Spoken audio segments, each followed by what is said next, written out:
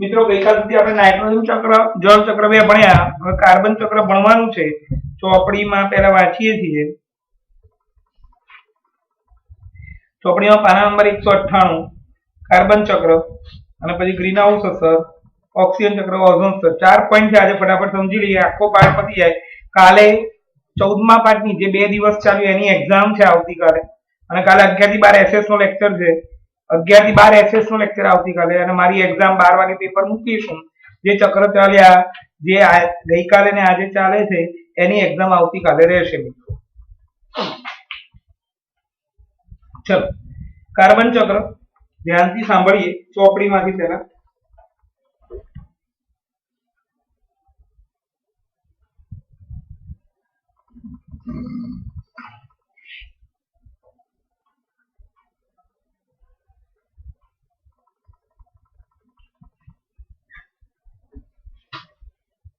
Carbon પૃથ્વી પર ઘણા બધા સ્વરૂપે મળી આવે છે। તે પોતાના મૂળ સ્વરૂપમાં હીરો અને મૂળ તત્વ સ્વરૂપમાં હીરો અને ગ્રેફાઇટ સ્વરૂપે મળે છે। સંયોજન સ્વરૂપે તે વાતાવરણમાં CO2 સ્વરૂપમાં વિવિધ પ્રકારના ખનિજોમાં કાર્બોનેટ અને હાઇડ્રોજન કાર્બોનેટ સ્વરૂપમાં મળી આવે છે। ત્યારે બધા જ સજીવોમાં કાર્બન આધારિત અણુઓ જેવા કે પ્રોટીન, કાર્બોહાઈડ્રેટ, ચરબી, ન્યુક્લિક એસિડ અને વિટામિન પર આધારિત હોય છે। ઘણા બધા પ્રાણીઓમાં બાહ્ય અને અંતઃકંકાલ પણ કાર્બોનેટ ક્ષારથી બનેલા હોય છે। ક્લોરોફિલ ધરાવતા તમામ સજીવો સૂર્યપ્રકાશની હાજરીમાં કાર્બનનો ઉપયોગ કરીને પ્રકાશ સંશ્લેષણની ક્રિયા કરે છે। આ પ્રક્રિયા દ્વારા કાર્બન ડાયોક્સાઇડનું ગ્લુકોઝ અણુમાં રૂપાંતરણ થાય છે। આ ગ્લુકોઝના અણુ બીજા પદાર્થમાં રૂપાંતરણ પામે છે અથવા તો અન્ય સજીવોમાં મહત્વના અણુઓનું સંશ્લેષણ કરવા માટે ઉર્જા આપે છે। જીવંત પ્રાણીઓને ઉર્જા મેળવવાની પ્રક્રિયામાં ગ્લુકોઝનો ઉપયોગ થાય છે। શ્વસનની ક્રિયા દ્વારા ગ્લુકોઝને કાર્બન ડાયોક્સાઇડમાં ફેરવવા માટે ઓક્સિજનનો ઉપયોગ પણ થાય છે, અને થતો પણ નથી। આ કાર્બન ડાયોક્સાઇડ વાતાવરણમાં પાછો ભળી જાય છે। અન્ય એક પ્રક્રિયા જે વાતાવરણમાં કાર્બન ડાયોક્સાઇડ ઉમેરી છે તે દહનની ક્રિયા, જ્યાં બળતણનો ઉપયોગ રસોઈ માટે, ગરમી મેળવવા, પરિવહન માટે અને ઉદ્યોગોમાં થાય છે। ખરેખર તો જ્યારથી ઔદ્યોગિક ક્રાંતિ થઈ છે અને માનવે મોટા પાયે અશ્મિ વર્તનને સળગાવવાની શરૂઆત કરી છે, ત્યારથી વાતાવરણમાં કાર્બન ડાયોક્સાઇડની ટકાવારી બમણા પ્રમાણમાં વધી ગઈ। પાણીની જેમ કાર્બનનું પણ વિવિધ ભૌતિક તેમજ જૈવિક ક્રિયાઓ તરફ પુનઃ સક્રિયકરણ થાય છે। મિત્રો હોમવર્ક ખાસ કરવું, રોજ કહું છું, હજી પણ કહું છું। કાલે એક્ઝામ છે ચક્રોની, અને આવતીકાલે જે 2 લેક્ચર ચાલ્યા ગઈકાલનું આજનું એની જ એક્ઝામ, અને સોમવારે 6થા ચેપ્ટરની એક્ઝામ હશે। મંગળવાર પછી હું રિવિઝન ચાલુ કરાવું છું મિત્રો ગણિતનું। એમાં જેને ઘરકામ કર્યું હશે એને જ આઈડી આપવામાં આવશે। આ તમને નેક્સ્ટ વીકનું પ્લાનિંગ અત્યારથી કહું છું, વારંવાર કહું છું, આ 10મી વખત 15મી વખત બોલું છું, એટલે મહેરબાની કરીને ઘરકામ કરવું ખાસ, અને ફોટા મોકલવા। ચલો મિત્રો કાર્બન ચક્રથી ચાલુ કરીએ। હવે ગાઈડમાંથી કાર્બન ચક્ર વાંચું છું, પ્રશ્ન 38 ગાઈડમાંથી વાંચું છું, સમજાવું છું, બોર્ડ પર લખું, ફરી સમજાવું। કાર્બન ચક્ર પર નોંધ લખો। પૃથ્વી પર ઘણા બધા વિવિધ સ્વરૂપમાં મળી આવે છે। કાર્બન ઘણા વિવિધ સ્વરૂપમાં મળી આવે છે। હીરા અને ગ્રેફાઇટમાં મૂળભૂત સ્વરૂપમાં મળી આવે છે। સંયોજન સ્વરૂપે CO2 તરીકે, જ્યારે મૃદાવરણમાં વિવિધ પ્રકારના ખનિજોમાં કાર્બોનેટ અને બાયકાર્બોનેટમાંથી કાર્બન મળી આવે છે। પેલા કાર્બન ક્યાં ક્યાં છે? મુક્ત સ્વરૂપે હીરો અને ગ્રેફાઇટ, અને સંયોજન સ્વરૂપે વાતાવરણમાં CO2, અને જમીનમાં ખનિજ સ્વરૂપે કાર્બોનેટ અને બાયકાર્બોનેટ સ્વરૂપે રહેલો છે। સજીવોમાં કાર્બનનું શું મહત્વ છે? આપણા બધા પ્રાણીઓ સજીવોમાં કાર્બનનું શું મહત્વ? બધા જ સજીવો કાર્બન આધારિત અણુઓ, કાર્બોદિત, ચરબી, પ્રોટીન, ન્યુક્લિક એસિડ અને વિટામિન, આપણું આખું સજીવ શરીરનું જે બંધારણ છે એ કાર્બોદિત, પ્રોટીન, ચરબી, ખનિજ, વિટામિન એ બધા કાર્બનના બનેલા છે। વિવિધ પ્રાણીઓનું બાહ્ય કંકાલ અને અંતઃકંકાલ, બહારનું વાળપિંજર અને અંદરનું વાળપિંજર એ કાર્બન ક્ષારનું બનેલું હોય છે। વાતાવરણમાં CO2 નો ઉપયોગ, વાતાવરણમાં ક્લોરોફિલ ધરાવતા બધા સજીવો સૂર્યપ્રકાશની હાજરીમાં કાર્બન ડાયોક્સાઇડનો ઉપયોગ કરીને પ્રકાશ સંશ્લેષણની ક્રિયા કરી તેનું ગ્લુકોઝમાં રૂપાંતરણ કરે છે। આ ગ્લુકોઝના અણુ અન્ય પદાર્થમાં રૂપાંતરણ પામે છે અને સજીવોમાં મહત્વના અન્ય અણુઓના સંશ્લેષણ માટે ઉર્જા આપે છે। વનસ્પતિ વાતાવરણમાં CO2 નો ઉમેરો, જીવંત સજીવોમાં ઉર્જા મેળવવાની ક્રિયામાં શ્વસન ક્રિયામાં ગ્લુકોઝનો ઉપયોગ થાય છે। શ્વસન ક્રિયામાં ઓક્સિજનનો ઉપયોગ કરીને કે કર્યા વગર ગ્લુકોઝમાંથી CO2 ઉત્પન્ન થાય છે। આ કાર્બન ડાયોક્સાઇડ વાતાવરણમાં ઉમેરાય છે। દહનની ક્રિયા, જેમાં રસોઈ માટે ઉષ્મા મેળવવા, પરિવહન માટે અને ઉદ્યોગમાં બળતણ તરીકે ઉપયોગ થાય છે, ત્યારે તેના દ્વારા CO2 જે ઉત્પન્ન થાય છે વાતાવરણમાં ભળે છે। ઔદ્યોગિક ક્રાંતિથી ત્યારે મોટા પ્રમાણમાં અશ્મિ વર્તન એટલે કોલસો, પેટ્રોલિયમ વગેરેના ઉપયોગ સાથે વાતાવરણમાં CO2 ની ટકાવારી પ્રમાણમાં વધી છે. આમ કાર્બનનું વિવિધ ભૌતિક અને જૈવિક ક્રિયા દ્વારા પુનઃચક્રીકરણ થાય છે. મિત્રો લખીએ જે સમજાવું છું ધ્યાનથી જોજો, બહુ મજા આવે. સહેલો જવાબ છે કાર્બન ચક્ર.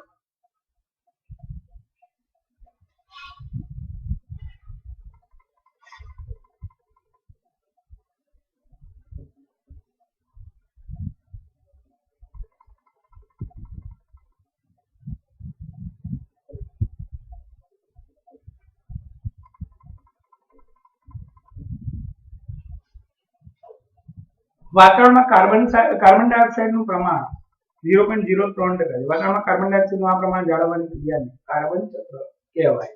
આપણે લખવું જરૂરી છે, ચોપડીમાં નથી લખ્યું.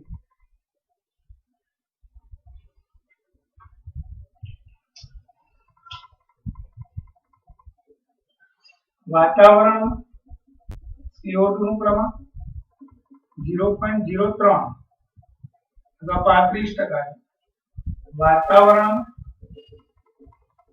CO2 નું આ પ્રમાણ જાળવવાની ક્રિયાને કાર્બન ચક્ર કહે છે.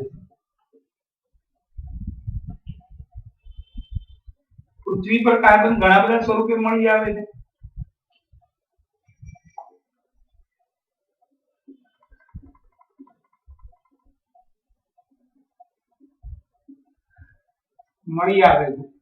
જેમાં હીરો તથા ગ્રેફાઇટ સ્વરૂપમાં મુક્ત સ્વરૂપે અને જમીનમાં કાર્બોનેટ તથા બાયકાર્બોનેટ સ્વરૂપમાં સંયોજન સ્વરૂપ અને વાતાવરણમાં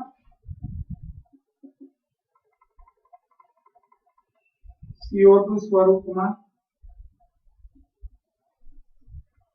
સંયોજન સ્વરૂપે મળી આવે. એનું મહત્વ: સજીવ શરીર ના બંધારણ માટે જવાબદાર કાર્બોદિત, પ્રોટીન, ચરબી, વિટામિન, ન્યુક્લિક એસિડ વગેરે કાર્બન આધારિત સંયોજનો તથા કેટલાક સજીવોનું બહિર્કંકાલ અથવા અંતઃકંકાલ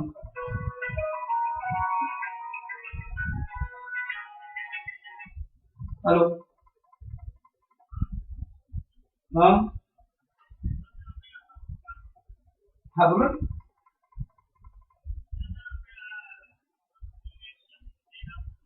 हाँ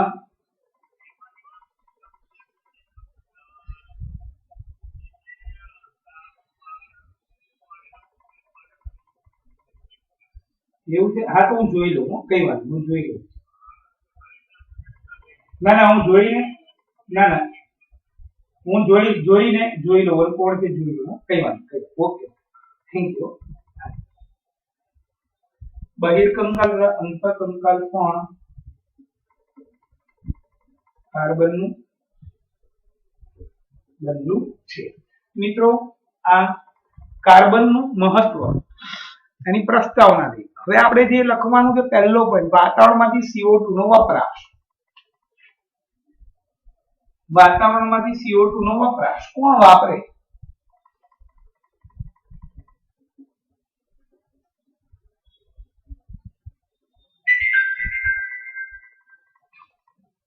લીલી વનસ્પતિ તો હરિતકણ ધરાવતા સજીવો, હરિતકણ ધરાવતા એટલે ક્લોરોફિલ ધરાવતા સજીવો સૂર્યપ્રકાશની હાજરીમાં CO2 નો ઉપયોગ કરીને પ્રકાશ સંશ્લેષણ દ્વારા તેને ગ્લુકોઝમાં ફેરવે છે.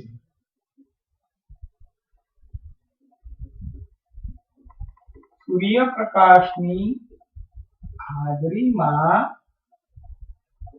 વાતાવરણમાંથી CO2 નો ઉપયોગ કરીને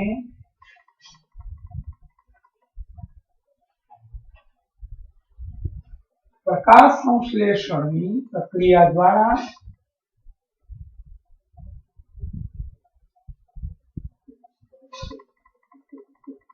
ગ્લુકોઝ બનાવે છે।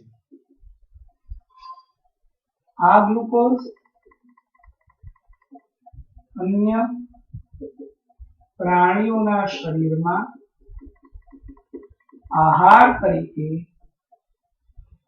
વપરાય છે। મિત્રો, આ વાત થઈ CO2 નો વપરાશ કેવી રીતે થયો। આપણે ચક્ર હોય તો ચક્રમાં વાપર્યું પાછું આપ્યું, વાપર્યું પાછું આપ્યું, તો આપણે વપરાશ કેવી રીતે થયો એની વાત થઈ। વાતાવરણમાંથી CO2 નો વપરાશ, એટલે વપરાશમાં આપણે કીધું કે હરિતકણ એટલે કે ક્લોરોફિલ ધરાવતી વનસ્પતિ અથવા સજીવો સૂર્યપ્રકાશની હાજરીમાં વાતાવરણમાંથી CO2 નો ઉપયોગ કરીને પ્રકાશ સંશ્લેષણની પ્રક્રિયા દ્વારા ગ્લુકોઝ બનાવે। આ ગ્લુકોઝ અન્ય પ્રાણીઓના શરીરમાં આહાર તરીકે વપરાય છે। ચલો મિત્રો, હવે વાતાવરણમાં CO2 નું પાછા જોઈએ।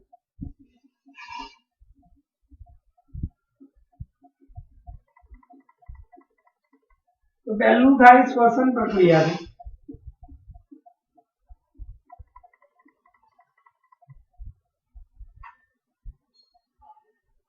પ્રાણી શરીરમાં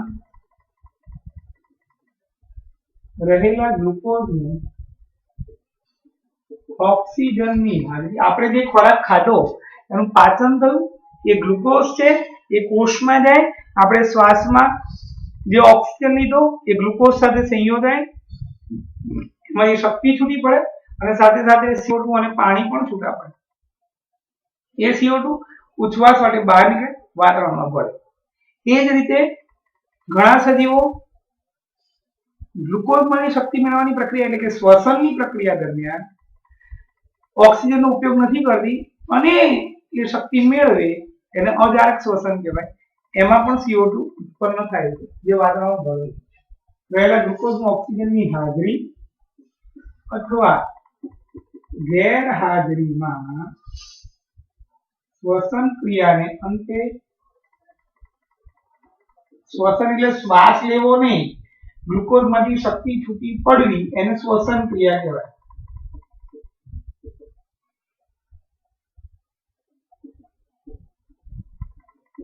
શક્તિ મળે ત્યારે CO2 ઉત્પન્ન થાય છે જે વાતાવરણમાં ભળે છે અને વાતાવરણ પ્રદૂષિત થાય છે। પહેલું, બીજું આવશે દહન પ્રક્રિયા। મિત્રો, રસોઈ માટે, ઉષ્મા મેળવવા માટે, પરિવહન માટે, ઉદ્યોગોમાં બળતણ તરીકે ઉપયોગ થાય છે।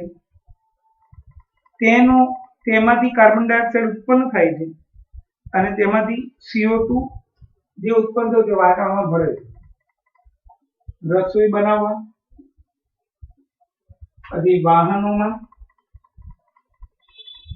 પછી ઉષ્મા મેળવવા,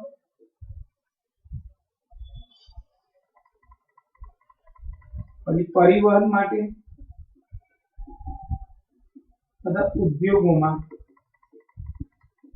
બળતણનું દહન થવાથી CO2 વાયુ ઉત્પન્ન થાય છે જે વાતાવરણમાં મળે છે।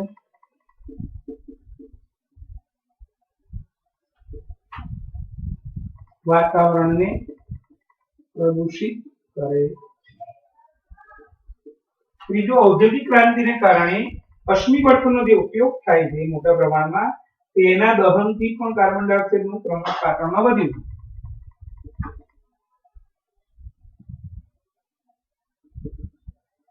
ઔદ્યોગિક ક્રાંતિ ને કારણે અશ્મિ બળતણના ઉપયોગથી CO2 વાયુ ઉત્પન્ન થાય છે જે વાતાવરણમાં ભળે છે, વાતાવરણને પ્રદૂષિત કરે છે। મિત્રો, વાપરનાર એક જ પ્રકારના ક્લોરોફિલ હરિતકણ ધરાવતા સદીઓ જે પ્રકાશ સંશ્લેષણની ક્રિયા કરી CO2 નો ઉપયોગ કરે છે। તો મુક્ત ત્રણ રીતે થઈ: શ્વસન પ્રક્રિયા, દહન પ્રક્રિયા અને ઔદ્યોગિક ક્રાંતિને કારણે જે બળતણો વપરાય ઉદ્યોગમાં એમાંથી ધુમાડો ઉત્પન્ન થાય એમાંથી આટલો બધો CO2 ઉત્પન્ન થાય છે તો વાતાવરણ એકદમ પ્રદૂષિત થઈ જાય, તો વાતાવરણમાં CO2 નું પ્રમાણ જળવાય નહીં અને એ હાનિકારક થાય। એટલે ભાઈ એવી પણ રચના છે વધારાનું CO2, વધારાનું જે વાતાવરણનું CO2 છે એ દરિયાના પાણીમાં ઓગળી જાય અને એને કારણે દરિયાઈ સજીવો એ CO2 નો ઉપયોગ કરીને પોતાના શરીરનું બહિર્કંકાલ, કાર્બોનેટનું બહિર્કંકાલ બનાવે। આ CO2 નો ઉપયોગ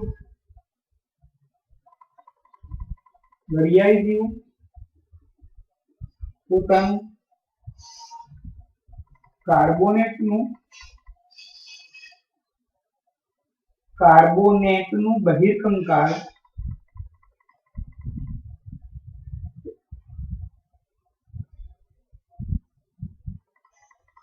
બનાવવામાં કરે। અને છેલ્લું વાક્ય અહીંયા લખી નાખું, આમ વાતાવરણમાં CO2 નું પ્રમાણ જળવાય છે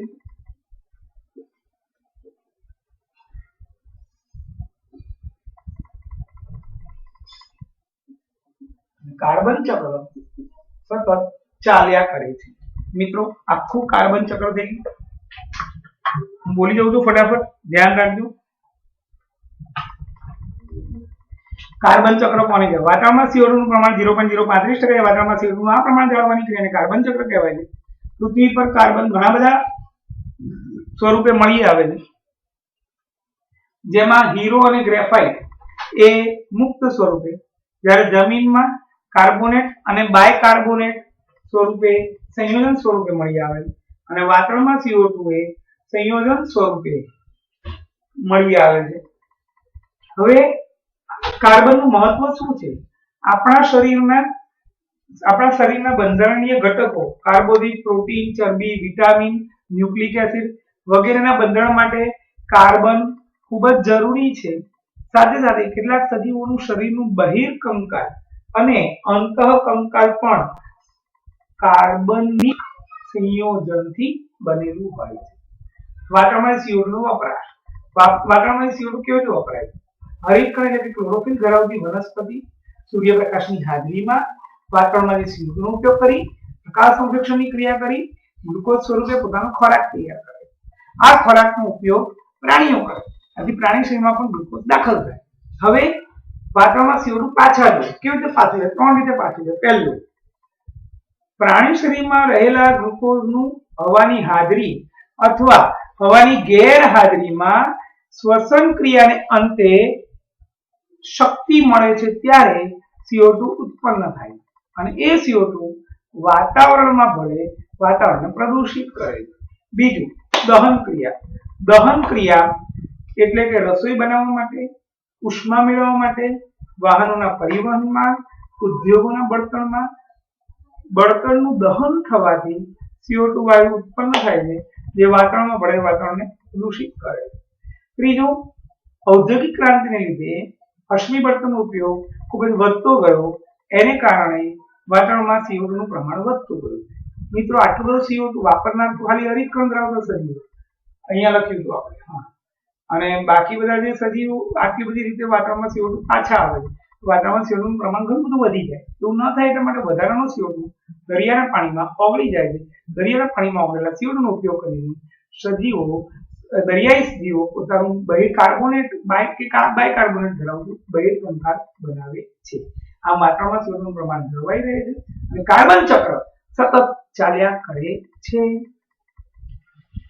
ચલો મિત્રો, હવે ગ્રીનહાઉસ અસર ગાઈડમાંથી જ વાંચવું સીધું અને પછી ઓક્સિજન ચક્ર અને પછી ઓઝોન સ્તર फटाफट ग्रीन हाउस असर प्रश्न 39 ग्रीन हाउस असर એટલે શું ગ્રીન હાઉસ અસર કોને કહે છે ગ્રીન હાઉસ એટલે ઉષ્ણકટિબંધીય વનસ્પતિઓને પ્રશ્ન 39 છે ગાઈડ નો ગ્રીન હાઉસ એટલે ઉષ્ણકટિબંધીય વનસ્પતિઓને ઠંડા વાતાવરણમાં ઉષ્મા જાળવી ગરમ રાખવા માટે તૈયાર કરાતા કાચના બંધ આવરણો ગ્રીન હાઉસ એટલે શું ઉષ્ણકટિબંધીય વનસ્પતિઓને ખૂબ જ ઠંડા વાતાવરણમાં ઉષ્મા મળી રહે તે હેતુસર બનાવવામાં આવેલ કાચના બંધ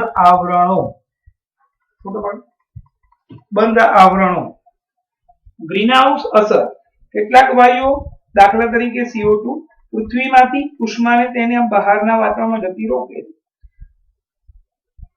આ પ્રકારના વાયુઓને પૃથ્વીના વાતાવરણમાં વધારો સમગ્ર વિશ્વના સરેરાશ તાપમાનને નોંધે છે આ પ્રકારની અસરને ગ્રીનહાઉસ અસર કહેવાય મિત્રો પહેલા ગ્રીનહાઉસ એટલે શું ગ્રીનહાઉસ એટલે ઉષ્ણકટિબંધીય વિસ્તારોમાં જે વનસ્પતિ ઉગે છે એ ઉષ્ણકટિબંધીય વિસ્તારમાં જ્યારે વાતાવરણ ખૂબ જ ઠંડુ હોય ત્યારે આ વનસ્પતિને ઉષ્મા મળી રહે એ હેતુ માટે કાચના બંધ આવરણ જેવી રચના બનાવવામાં આવે અને એની અંદર વનસ્પતિને ઉગાડવામાં આવે આ હાઉસને ગ્રીન હાઉસ કહેવામાં આવે છે તો ગ્રીન હાઉસ અસર એટલે શું મિત્રો વાતાવરણમાં કેટલાક વાયુઓ એવા છે જે ગરમીને શોષી લેવાનો ગુણધર્મ ધરાવે દાખલા તરીકે આપણે એક રૂમમાં 5 જણ બેઠા છીએ એની જગ્યાએ 15 જણ બેસી જાય તો શું થાય તો એમના ઉચ્છવાસમાંથી CO2 નું પ્રમાણ વાતાવરણમાં વધી જાય અને એને કારણે બેઠેલા 15 જણને ગરમીનો અનુભવ થાય કારણ કે CO2 જેટલો ભેગો થાય એ CO2 એ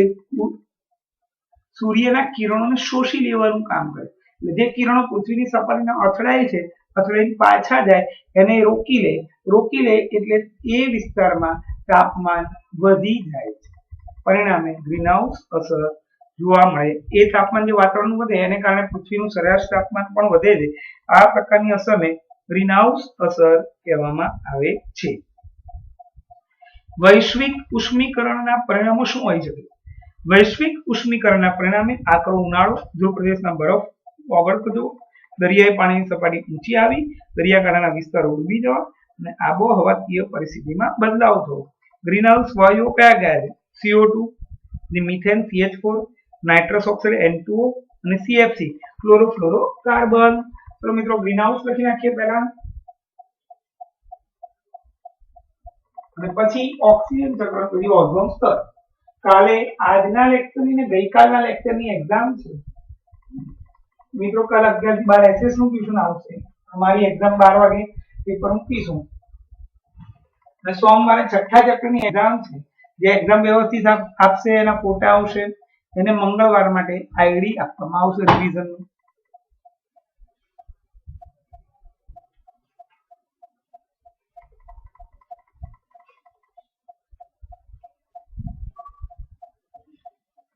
ગ્રીન હાઉસ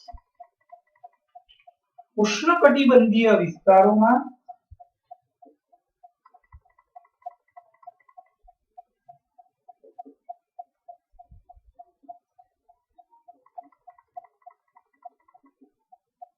ખૂબ જ ઠંડા વાતાવરણમાં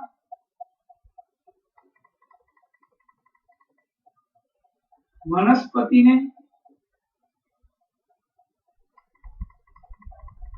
ઉષ્મા પૂરી પાડવા હેતુસર કાચના બનાવેલા બંધ આવરણો ધરાવતા હાઉસને ગ્રીન હાઉસ કહેવાય છે ગ્રીન હાઉસ કહેવાય છે ગ્રીન હાઉસ અસર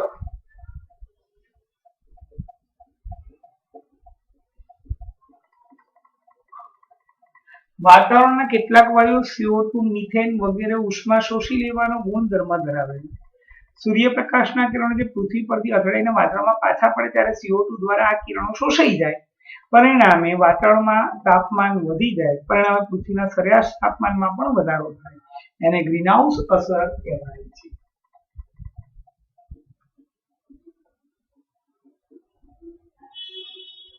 CO2 મિથેન જેવા વાયુઓ ઉષ્મા શોષી લેવાનું ગુણધર્મ ધરાવે છે. પૃથ્વીની સપાટી પરથી પકડાઈને પાછા ફરતા સૂર્યના કિરણો વાતાવરણમાં CO2 દ્વારા શોષાય છે. પરિણામે વાતાવરણનું તાપમાન વધે છે. પરિણામે પૃથ્વીનું વૈશ્વિક સરેરાશ તાપમાન પણ વધે છે. તેને લીધે જે અસર થાય છે તેને ગ્રીન હાઉસ અસર કહે છે.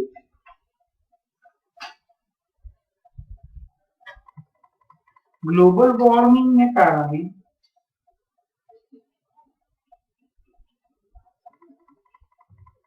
વૈશ્વિક ઉષ્મીકરણ, ગ્લોબલ એટલે વૈશ્વિક, વોર્મિંગ એટલે ઉષ્મીકરણ,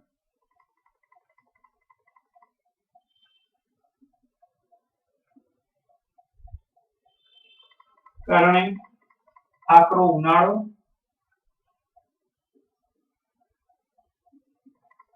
ધ્રુવ પ્રદેશનો બરફ પીગળવો,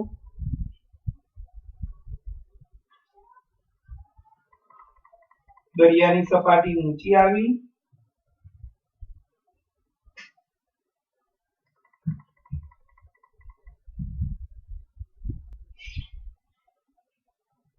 દરિયાકાંઠાના વિસ્તારો ડૂબી જવા,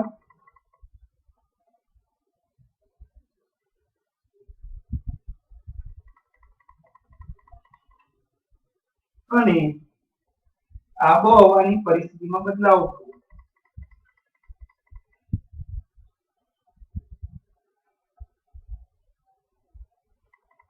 વગેરે મુશ્કેલીઓ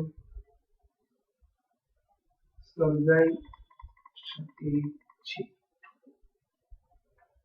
ગ્રીનહાઉસ વાયુ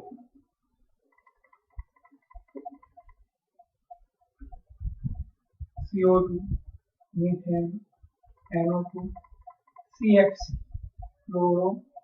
ફ્લોરોકાર્બન આ બધાને કારણે ગ્રીનહાઉસ અસર જોવા મળે છે. મિત્રો ઓક્સિજન ચક્ર લઈએ. હવે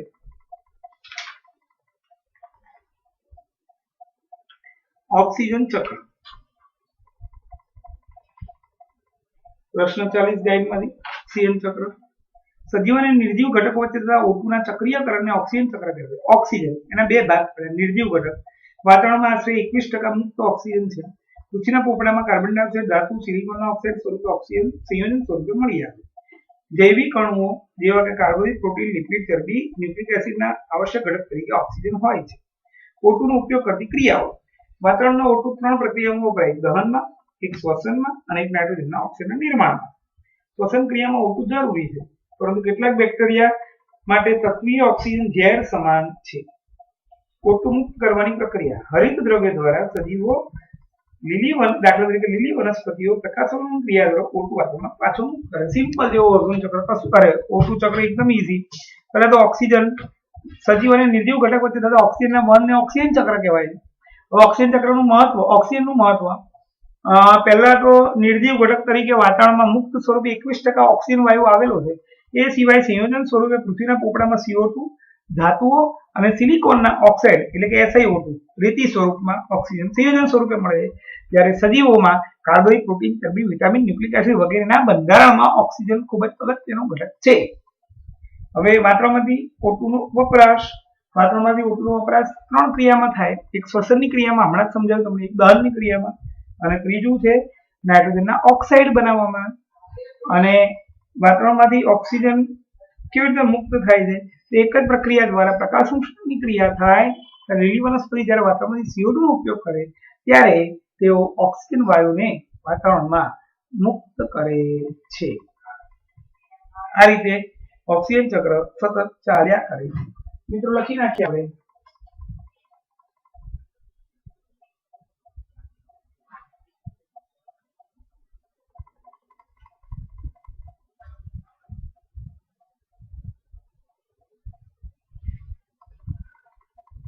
ઓક્સિજન ચક્ર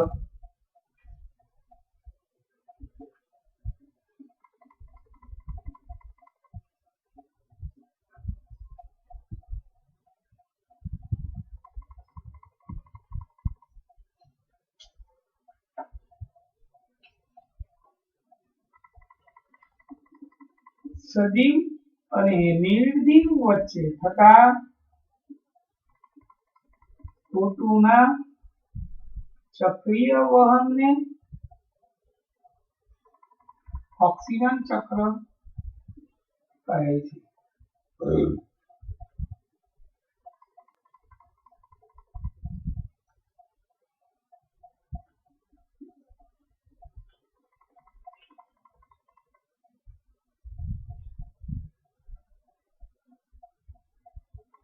વાતાવરણમાં 21% O2 મુક્ત સ્વરૂપે તથા CO2 સ્વરૂપ વાતાવરણ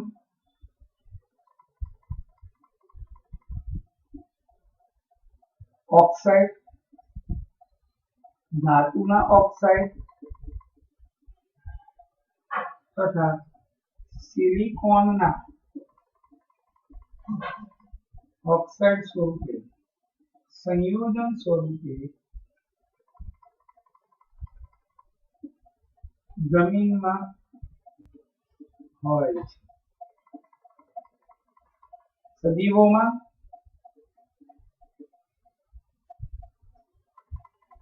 શરીરના બંધારણીય ઘટક કાર્બોદિત પ્રોટીન લિપિડ એટલે કે ચરબી ન્યુક્લિક એસિડ વિટામિન પાણી વગેરેના બંધારણનો મુખ્ય ઘટક ઓક્સિજન છે। મિત્રો ઓક્સિજનનું મહત્વ લખ્યું। વાતાવરણમાં ઓક્સિજનનું પાછા જવું અને વાતાવરણમાં ઓક્સિજનનો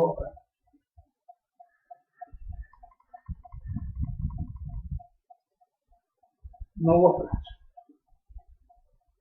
સજીવો શ્વસન ક્રિયામાં દહન ક્રિયામાં તથા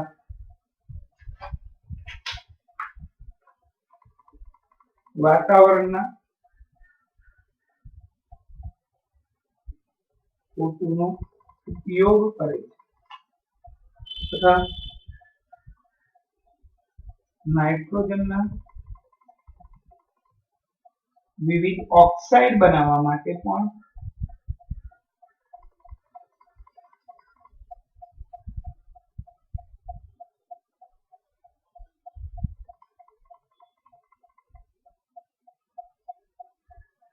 O2નો ઉપયોગ થાય છે।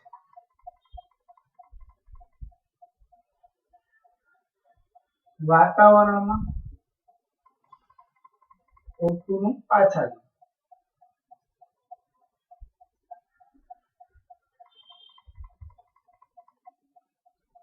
લીલી વનસ્પતિ હરિતકણની મદદથી સૂર્યપ્રકાશની હાજરીમાં વાતાવરણમાંથી CO2નો ઉપયોગ કરી પ્રકાશ સંશ્લેષણની ક્રિયા કરે ત્યારે O2 વાયુ મુક્ત થાય છે જે વાતાવરણમાં વળે છે। મિત્રો આથી જ આપણને એમ કહેવામાં આવે વધુ વૃક્ષો વાવો, કારણ કે ઓક્સિજનને મુક્ત કરનાર એક જ સજીવ છે લીલી વનસ્પતિ એટલે વાતાવરણમાં સતત O2 ને મુક્ત કરતા રહે અને એને કારણે વાતાવરણમાં ઓક્સિજનનું પ્રમાણ જળવાઈ રહે છે. આમ વાતાવરણમાં O2 નું પ્રમાણ જળવાઈ રહે છે અને ઓક્સિજન ચક્ર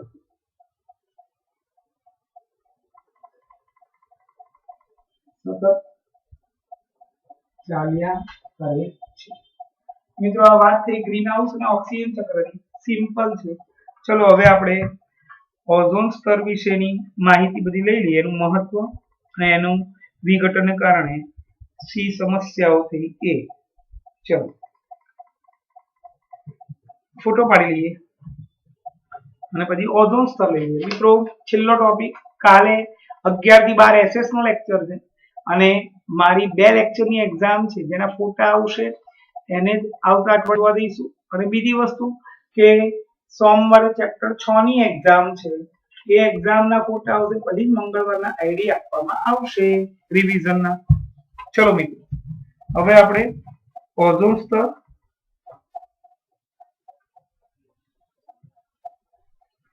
એનું મહત્વ અને એના વિઘટનથી ઉત્પન્ન થતી સમસ્યા, એટલે આખો પાઠ પૂર્ણ થઈ જાય.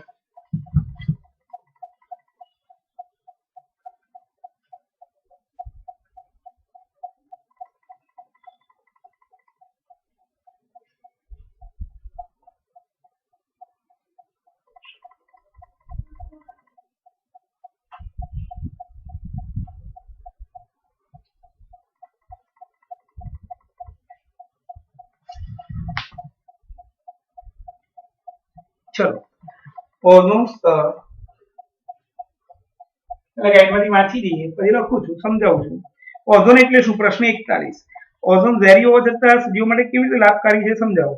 વાતાવરણમાં તત્વીય ઓક્સિજન સામાન્ય રીતે દ્વિપરમાણુય અણુ એટલે કે O2 સ્વરૂપે જોવા મળે છે, પરંતુ વાતાવરણના ઉપરના ભાગમાં ઓક્સિજનના 3 પરમાણુ ધરાવતો અણુ હોય છે જેને ઓઝોનનો અણુ એટલે કે O3 અણુ કહેવાય છે. ઓક્સિજન દ્વિપરમાણુય અણુથી વિપરીત ઓઝોન ઝેરી હોય છે, પરંતુ ઓઝોન પૃથ્વીની સપાટીની નજીક આવેલ નથી, તેથી તે આપણને હાનિકારક નથી. તે સૂર્યમાંથી આવતા પારજાંબલી કિરણો એટલે કે અલ્ટ્રાવાયોલેટ કિરણોને શોષણ કરીને પૃથ્વીની સપાટી પર પહોંચતા રોકે છે. આ રીતે સજીવો માટે તે લાભદાયી છે. પ્રશ્ન 42. ઓઝોન સ્તરનું વિઘટનની સમસ્યા. ઓઝોન સ્તરનું વિઘટન હાલમાં એક ગંભીર વૈશ્વિક સમસ્યા છે. મનુષ્ય દ્વારા બનાવેલ વિવિધ પ્રકારના સંયોજનો પૈકી CFC ક્લોરોફ્લોરોકાર્બન વાતાવરણમાં સ્થાયી સંયોજનમાં હોય છે. CFC ક્લોરીન અને ફ્લોરીન યુક્ત સ્થાયી કાર્બનિક સંયોજન છે. તે કોઈ જૈવિક પ્રક્રિયા દ્વારા વિઘટન પામતું નથી. તે ઓઝોન સ્તરની નજીક પહોંચી ઓઝોનના અણુઓની સાથે પ્રતિક્રિયા કરી એક પછી એક ઓક્સિજનનો અણુ દૂર કરે છે. આ રીતે ઓઝોન સ્તરમાં ઘટાડો થાય છે. હાલમાં ઓક્ટોબર 1960, 1985 અને ઓક્ટોબર 1990 એન્ટાર્કટિકા પર ઓઝોનના ગાબડા જોવા મળ્યા છે. ઓઝોન સ્તરના વિઘટન અને ઓઝોનના વિનાશ થવાથી પૃથ્વી પરના સજીવો પર તેની ગંભીર અસર જોવા મળે છે. એને કારણે ચામડીના કેન્સર, આંખમાં મોતિયાના પ્રમાણમાં વધારો અને શરીરના પ્રતિકારક તંત્રને નુકસાન થવાથી રોગોના પ્રમાણમાં વધારો થાય છે. ચલો મિત્રો, ઓઝોન સ્તર.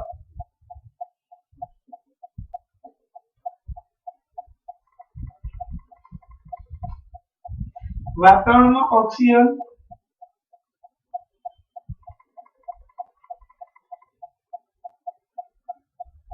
સામાન્ય રીતે O2 સ્વરૂપે હોય છે, પરંતુ વાતાવરણ સૌથી ઉપરના ભાગે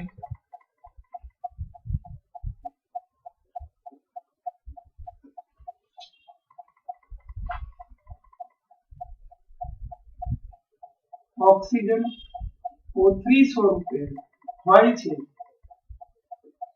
જેને ઓઝોન અણુ કહેવાય છે.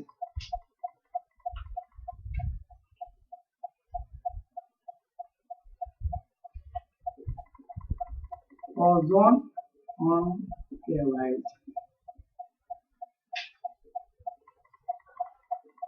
O3 સજીવો માટે હાનિકારક ઝેરી છે, પરંતુ વાતાવરણમાં સૌથી ઉપરના ભાગે હોવાથી સજીવોને નુકસાન પહોંચાડતો નથી. એનું મહત્વ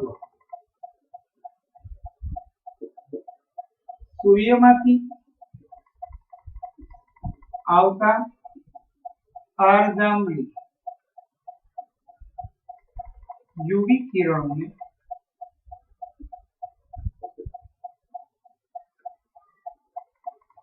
ઓઝોન સ્તર શોષે અને પૃથ્વી પર આવતા અટકાવે છે. મિત્રો, ઓઝોન સ્તરનું વિઘટન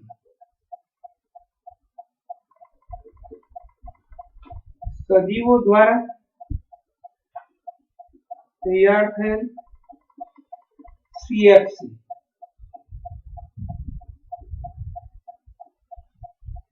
ક્લોરોફ્લોરોકાર્બન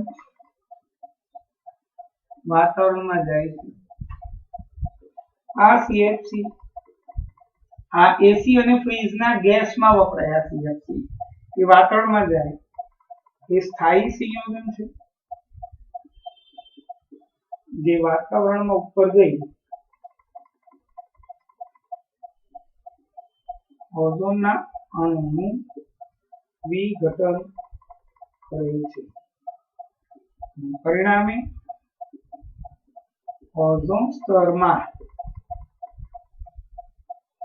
ગાબડા પડે છે. એન્ટાર્કટિકા ખંડમાં ખૂબ જ મોટા પ્રમાણમાં ગાબડા પડ્યા છે ઓઝોન સ્તરમાં, અને એને કારણે ખૂબ જ હાનિકારક અસર જોવા મળે છે. હાલમાં એન્ટાર્કટિકા ના ઉપરના ઓઝોન સ્તરમાં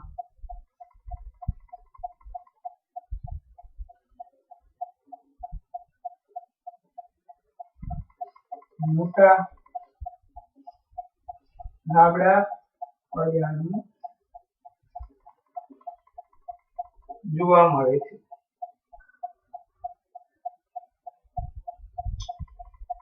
જેને કારણે ગંભીર સમસ્યાઓ સર્જાશે.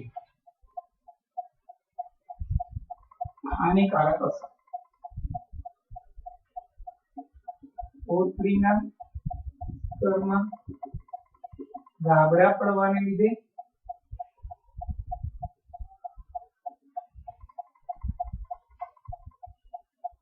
ચામડીના કેન્સર,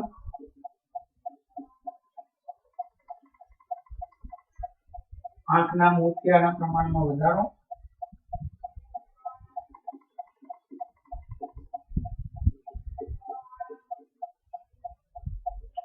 તથા શરીરના રોગ પ્રતિકારક તંત્રને અસર પહોંચવાથી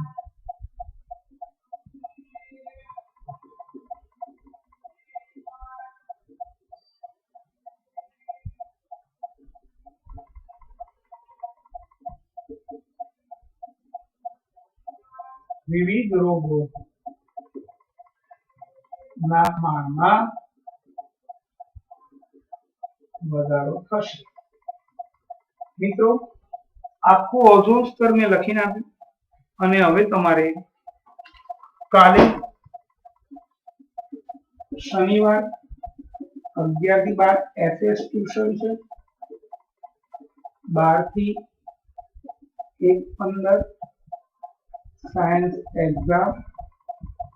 એમાં જલ ચક્ર, નાઇટ્રોજન ચક્ર, કાર્બન ચક્ર, ઓક્સિજન ચક્ર, ગ્રીનહાઉસ અસર અને ઓઝોન સ્તર, આટલા પ્રશ્નો પૂછાશે. હોમવર્ક 3 બોર્ડ 2 વાર લખવા. સોમવારે, રવિવાર રજા છે,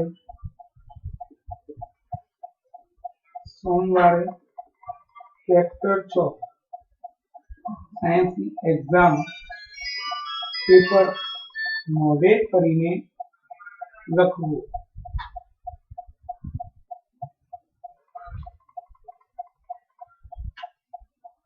મંગળવારથી રિવિઝન ચાલુ કરાવીશું મિત્રો, એટલે મહેરબાની કરીને ઘર કામ કરજો, ફોટા મોકલાવજો તો મજા આવશે. આવજો.